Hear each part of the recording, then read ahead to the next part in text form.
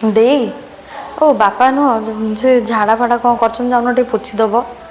ନା ମୁଁ କରିପାରିବିନି, ତୁ ଯାହା କରିବୁ ବାପାଙ୍କର ଯା। ହଁ।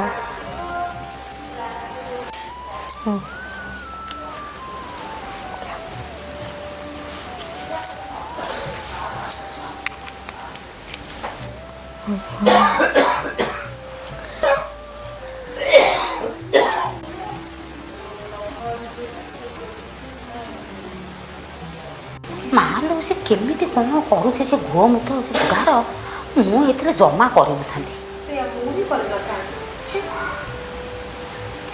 ଦେଇ ଆଉ ଚାଲୁନ ଖାଇବାକୁ ଯିବା, ଭୋକ କଲାଣି। ଛି ଛି ଛି, ମୁଁ ତୋ ସାଙ୍ଗରେ ତ ଖାଇବିନି।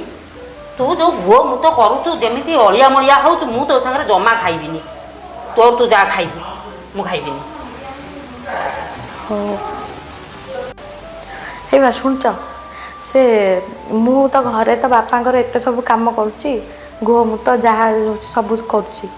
ଆଉ ଇଏ ଦେଇ ହେରିକା ଦେଖୁନ ମୋ ସାଙ୍ଗରେ କେମିତି ବ୍ୟବହାର କରୁଛନ୍ତି। ତମେ କିଛି କହୁନ କ'ଣ ପାଇଁ? ତୁ କାହିଁ କାହା କଥା ମୁଣ୍ଡରେ ରହୁଛୁ?